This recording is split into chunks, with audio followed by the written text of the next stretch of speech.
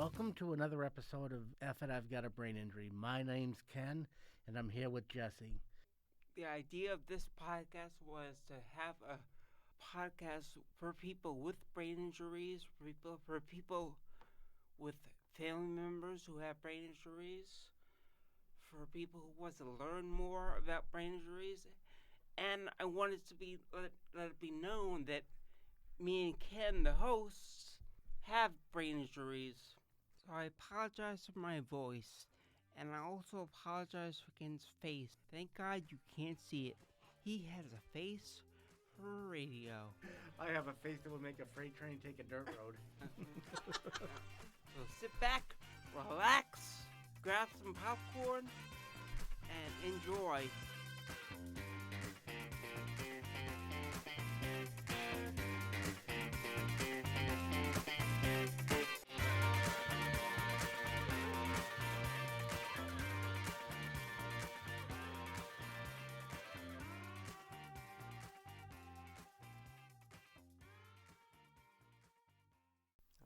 Well, I know you might be able to talk a little bit about this. Jesse's thinking about having his brother help him in his house.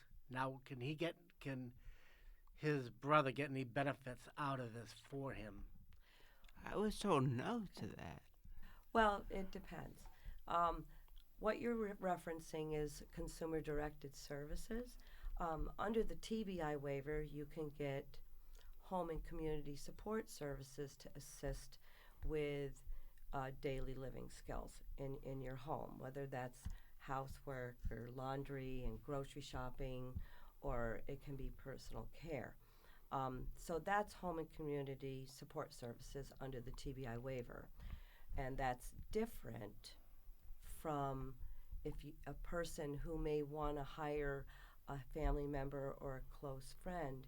Then you would go through the county that you live in. You would work with me, your service coordinator, to do that. Or we would get a hold of the county and go through an application through their long-term care program and work with consumer-directed services. Under that scenario, you would be able to possibly hire your brother or another family member to be your provider. Would he have to live with him? No. Okay. No. I thought originally you told me that my brother could not get a subsidy.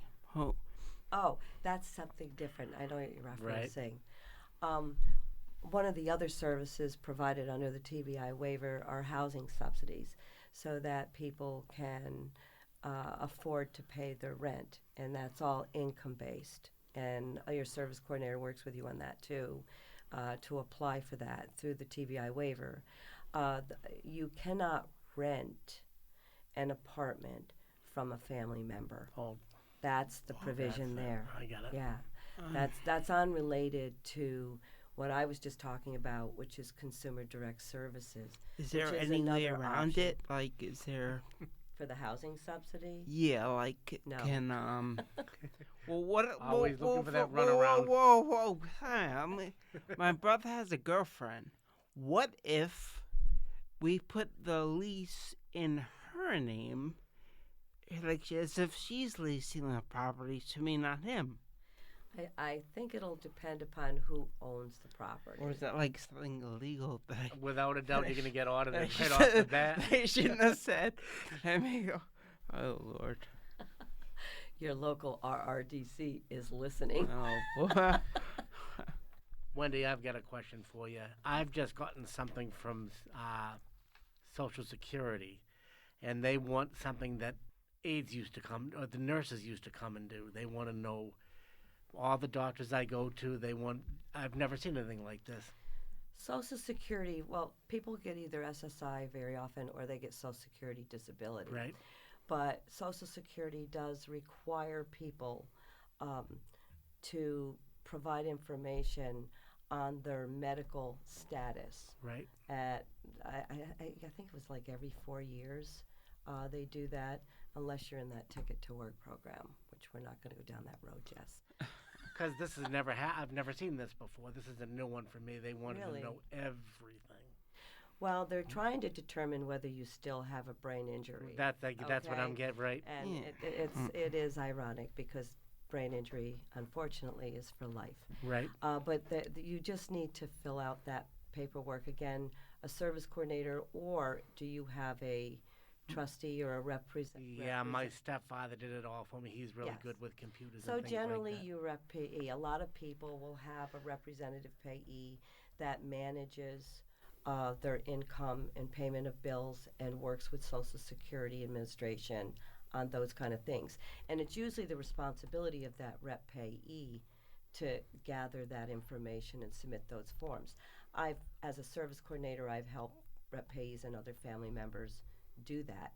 We also have some people who are their own rep payee and will often help them gather the documentation that's necessary to submit. I think that was because I have a job with the Center for Independence, Okay. and they wanted to know how much money I make when I started I had to show everything I could about that. They're trying to find out whether or not you are competitively employed Right. and no longer require Social Security disability Right. benefits. Try to kick So you that off. They're Kat. trying to they're Trying. evaluating, and that's required. Right. I have worked with people who have gone through that process. I have worked with people who have lost their Social Security. Yeesh. I have worked with people going through the appeal process, and we got it back. Right. It's So, it's so unfortunate how like It's you almost like they're trying to you kick get- you off. You try to build yourself up. You try to get better economically or whatever, and there's consequences to it. Like if you make more than this, then we're taking away your services. It just doesn't make sense to me. Well, there has to be some criteria for eligibility, right? Yep. And there are income limits. But if you are competitively employed and have the skills, Social Security is saying you're not any longer disabled. However, for example, a lot of times people would lose their Medicaid or their health insurance. Unfortunately, even with the raises in minimum wage in New York State, if you're a person that goes off of Social Security disability, and there are programs that allow you to earn money and continue to receive your Social Security, and one of them is the Ticket to Work program. But you can do that, but if you exceed a certain limit, then Yeah. That's what they going to helped me lose it. with. Yes. I remember that. So I you remember have to be applying very to that, cautious. Yep. and it And- was so scary. Yeah, When they because what happens is in New York State, it's hard for anybody to survive with the cost of living, with the cost of housing, with the cost of health insurance. It's insane. Yep. So a lot of people, it's not to your advantage to become competitively employed fully, Yep. because for all of us, the ability to live is very difficult.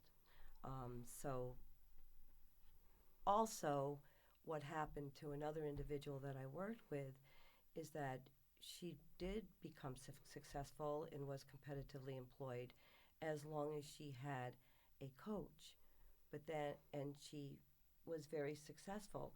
But then when she lost that position, okay, she was not able to go back into another job without intensive supports and services because of her disability, because of the cognitive challenges of the TBI that did not change.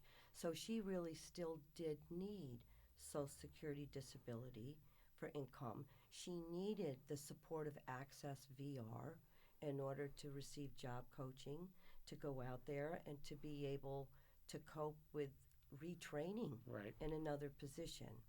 So these are some of the systems that a service coordinator can help you navigate and work with your other natural supports or representative payees to help protect you and make sure you can continue living as independently as possible in the community and not lose your resources, not lose your benefits. Right. It seems to me like they start off, you got to tell them why you're not in a nursing home, and then take it from there. I think there should be a two-way street for people with brain injuries. Well, the UAS that we talked about Yep. earlier that they're doing with you guys every year, that's a tool and that's an assessment that I used and provided to Social Security Disability as an example of the fact that you still qualify Right. for nursing home level of care. I've So you're actually still been told that I might actually have to go in there and take my brace off and show them that I can't walk. Literally go to a doctor there that will No, do it. you do need to have medical documentation. Right. That's really what they're looking at. Okay. Okay, so if you've gone to your doctors, if you're maintaining your appointments, it's when people go years and years and years, and I've gotten people who for 20 years they never saw a doctor. Okay, so getting that documentation, we have to start from scratch, or we have to go back and even find old school records if it's somebody that was younger. Yeah, my records go all the way back to when I was in Chicago, tell you the truth. I couldn't believe it. It was that long. And I know why they're doing it. I'm glad they're doing it to cut back on people that shouldn't be on Social Security. I get it. Yeah, we all pay into that Yep. system one way or another. Yeah, and we should be accountable. Yep, I agree. I agree. Jesse's making faces at me. So, Wendy, I wanted to turn the conversation to transportation because transportation has gotten a lot worse over the years, and it feels like they're taking everything away from us. I mean, even like my job search, I'm finding out now that my transportation won't take me anymore. Yep. Yeah, transportation, the Medicaid waiver transportation has been probably one of the most abused services I agree. in many ways under the TBI waiver and the use of Medicaid monies. Yep. And a lot of the folks' plans that I developed, there were periods where the waiver transportation was the most costly item in the budget, okay? Waiver transportation, just to explain to listeners, is non-medical transportation for social needs. There is no other waiver that provides for social transportation other than the TBI and nursing home diversion waivers. Tell you the in New truth, York that's why I State. get upset when people bitch Okay. about it. You know what I mean? Well, At least you have it. No, but I think it's obviously how do we become integrated into the community if we don't have transportation? Right. I mean, Mhm. seriously. But so waiver transportation has always been provided, and it's expected to be connected to a goal. And generally, that goal it revolves around community integration. Okay, so you need transportation to go to the grocery store because you're learning the skill on how to grocery shop on your own. The problem is what happens is after you've mastered the skill to grocery shop, well, you still need to You get to still the gotta grocery go, store. yeah. And those are some of the issues that are coming into question now. They want, is And- it more localized? They want you to stay in a certain area? Well, we used to have some people who abused the system, like I said, where I knew people who were going, they would go to Price Chopper 5 days a week, or they would go to Price Chopper and then the Why? dollar store, and then they would go to Aldi's, and they would go to multiple locations for a lot of the similar products. Yep. And they would expect, so it was really being abused, and the budget was out of control. And in New York State, we're trying to get Medicaid under wraps here because it is very costly. So in 2019, we received guidelines from the Department of Health on the use of TBI waiver transportation. So that was in 2019. And gradually over time, it's being enforced more and more and more. Okay. You guys And have that- all known it's coming. It was just a matter of It's when. been coming, Yeah. and it's trickling down, and it's affecting you guys now. So I do have the points of what is required under these 2019 guidelines to share with you, okay? Whether you want to hear it or not. Yeah, I gotta hear it. Okay, so the first is that prior authorization through the RDC, the Regional Resource Developmental Center, is needed to approve a waiver participants plan that identifies the need for social transportation. And all transportation has to be linked to goals. Right. So your service coordinator has to write this up accordingly and make sure it is related to your goals in the plan. Secondly, your waiver transportation is supposed to be a last resort. So you're supposed to be able to use informal supports, community services, or public transit if possible. Now, as we know, a lot of folks with TBI, they're unable to take public transportation because of cognitive challenges due to memory recall, difficulty focusing, becoming flooded, overwhelmed. So a lot of people may require taxi level of service, right? Well, in order to do that, brings me to number 3, the use of medically appropriate modes of transportation has to be established. And that's where your service coordinator submits what's called a 2015 form. We submit that to your primary care physicians. And your physician has to determine what level of transportation you require due to your disability, and they need to document the disability, and they need to authorize that. So if you're non-ambulatory and you require wheelchair service, your physician is going to document that, authorize it on the 2015 form. Your service coordinator is going to chase them around until they get the form back, and they're going to make sure that it's been submitted. Now it's being done electronically. So my doctor's not the only one that doesn't submit that in time? Well, they're now doing it all electronically through Medicaid Answering Services, which is the company that contracts with the Department of Health and provides all waiver transportation in New York State, and medical and non-medical. So once MAS gets that 2015 form from your doctor and it indicates, let's say you need a taxi level of service because you can't take public transit, well, then I have the information that I need that establishes that you need that level of transport, okay? So that was number 3. Number 4, this is the one that Jesse was talking about a few moments ago. You're now expected to travel within what they call the common marketing area. And that common market area needs to be defined. As of late, the RDCs are defining that as your county of residence, okay? Now, unless the service is not available there.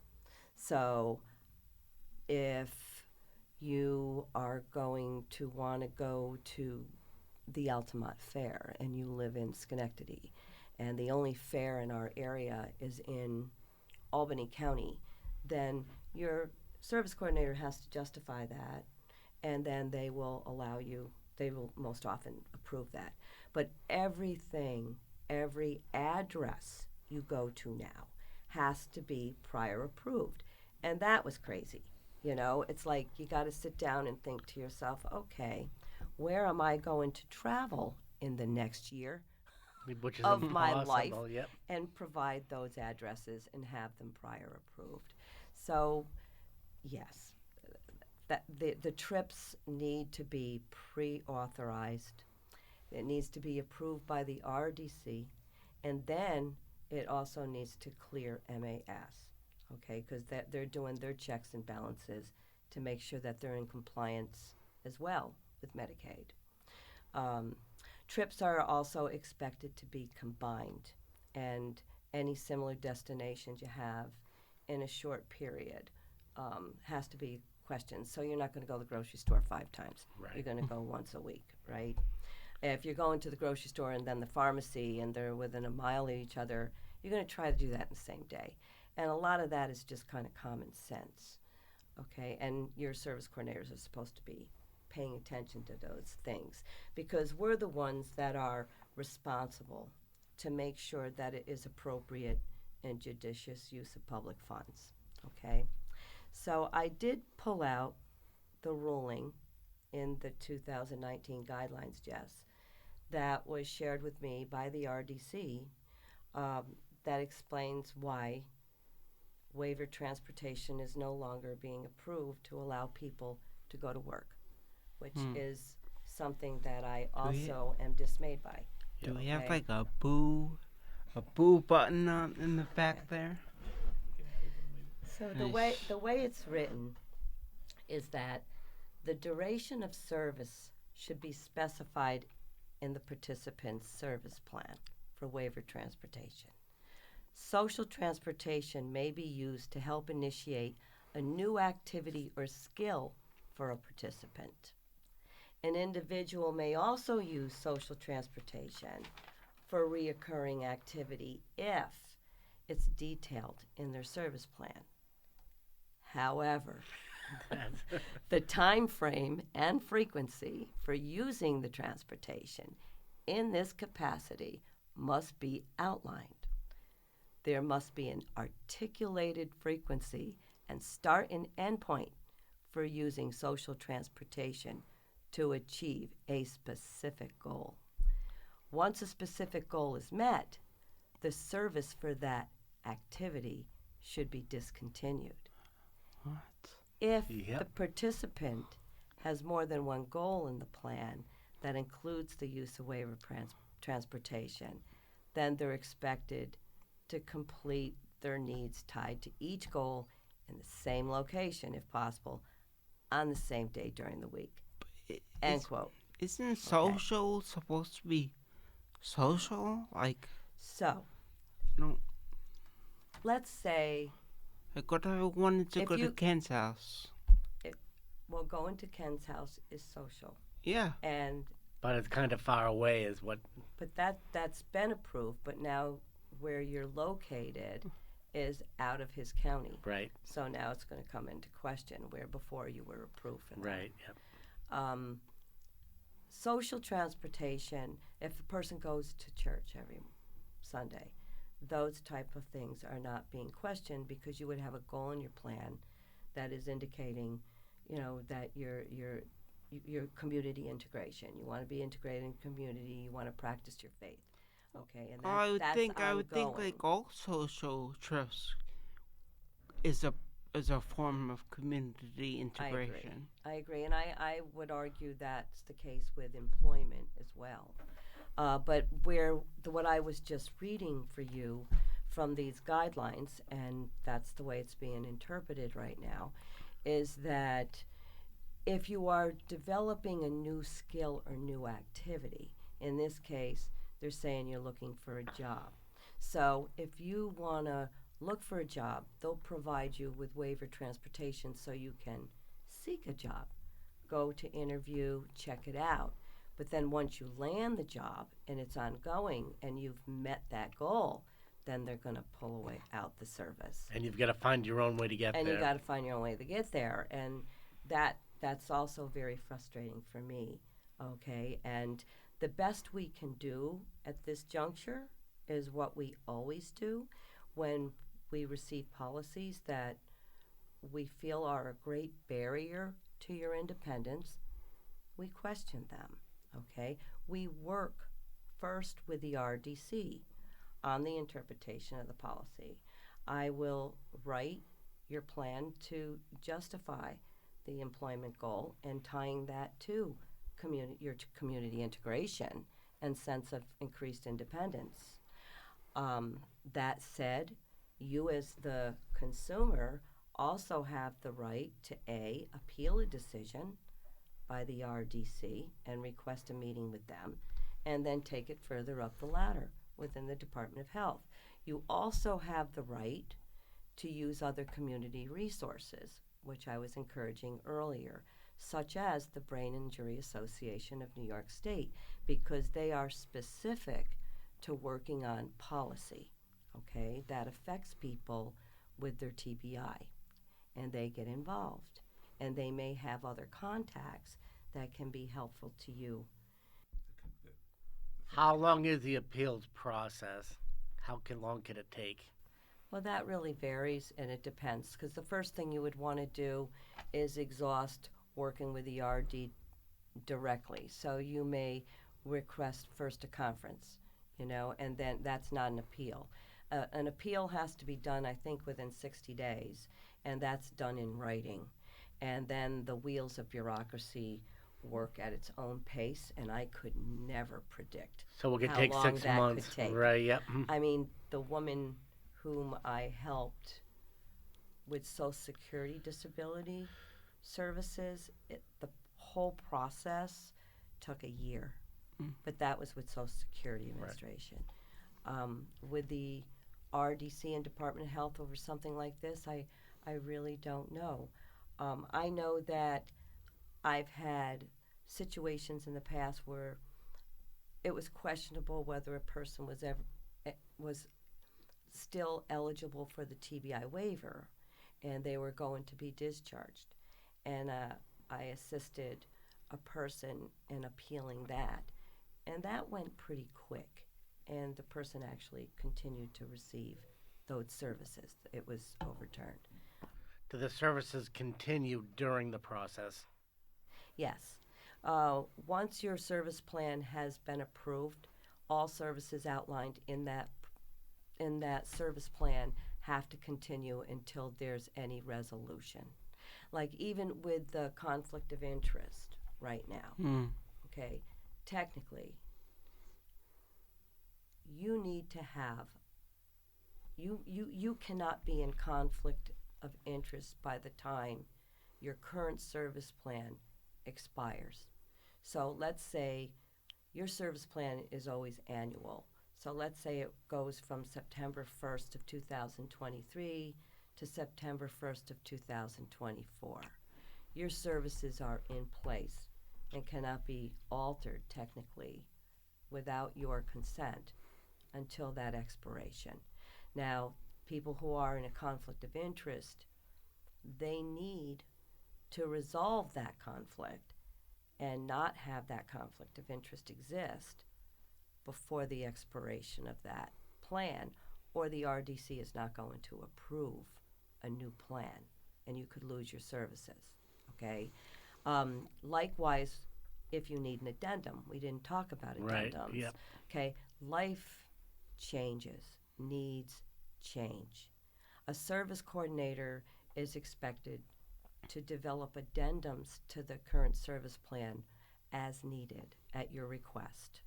So if suddenly you had an operation and you need more care in the home, we have to do an addendum to the plan so that we can get you those home and community support services so you can be discharged home, okay? So addendums to the plan can be done at any time. However, if you are in conflict of interest, your addendums are not going to be accepted and they are not going to be approved until the conflict of interest is resolved. And that's the same thing with change of provider, as I discovered in the last week. So let's say College of St. Rose is closing with the structured day program, and you want to get over to Living Resources and continue in a structured day program there that you like, without missing that continuity and structure in your life. Well, if you have a conflict of interest because you also have a service coordinator who works for Living Resources, that needs to be addressed first, or they're not going to approve a change of provider. You really need to go back and work with your service coordinator, work with your families or your natural supports, and brainstorm. What do you need right now at this juncture in your life? Life is change. We all need to be able to cope with change. We're all faced with those tough decisions, okay? Whether you have a TBI or whether you don't. Right. So draw upon your supports, grab that service coordinator, and sit down and try to figure out, what do I need right now? Maybe it's a volunteer program that would work for you. Maybe you want to reapply to Access VR and explore vocational opportunities, or maybe you want to go back to school and study something or get training in something new. Or maybe you want to go visit a couple of different structured day programs that may not be a conflict of interest to see if they're a good fit for you, if you feel very strongly that you don't want to lose that service coordinator.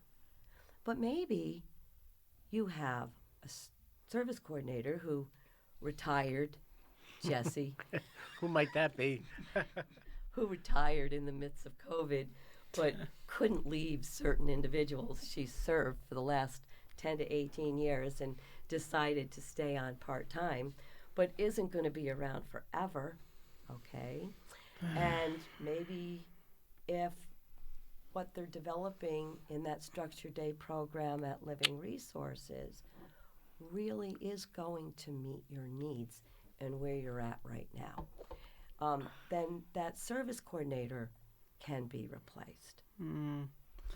I don't know, Wendy. I don't know. Have to check out some new places first before I get rid of you. Oh boy. Oh, say Jesse did want to start going to Living Resource or to Sunnyview, and it is quite a distance. See, where I am, I'm in Glenville, so it's not that far. Could that be a conflict of interest to him? It may be. Yep, Because it's out of the county. that's what I'm getting at. Yep. It may be. Well, all we can do is try. And that's the job of a good service coordinator, is to develop that justification, make sure it's linked to an important life goal that you Right. have. So would you not be the norm being around as long as you did? How long does a service coordinator usually last for? Oh, Or is it more of a stepping stone? Wendy is a special case. I know Wendy that's, is. that's what I'm getting at. What is Wendy's the a- local? How long do they usually last for? Yeah, Wendy's a head case. Yeah. Is there anything else you want to talk about while you're here, Wendy? Thank God that the TBI waiver exists. And there's people like you that are And- still on it, tell you that are still helping people like us. There's plenty of good people Right. out there. You're always going to get a mixed bag no matter where you go. Right. That's why you got to shop around. You got to find the best fit. You got to exercise your freedom of choice. You got to make sure that's being respected. And you got to work closely with people in developing those relationships so that you can advocate. Because freaking out, cussing out the wrong person that's not responsible for those decisions isn't really going to get you anywhere. And, You know, there's a process, and we have to go through that process, and you got to pull upon all your supports to do that. And you need to get involved in community-based agencies that are run by other survivors of brain injury, like the Brain Injury Association of New York State, so that you can advocate on state and federal level to impact policies that do trickle down and affect your daily life. And thank you for inviting me. Yeah, I was Yep. about to say, Wendy, thank you for coming. We appreciated it. You heard a lot of informative stuff. And I will tell you again, she is one of the best service coordinators in the state. if not the world. If not the world. And Ken, you can't have her. She's mine. I love you too, Jess. Thank you for listening to F It, I Have a Brain Injury. I'm Jesse, and this is Ken. And I hope you all get something out of this podcast. We would love to hear your stories too. See you next time. See you next time.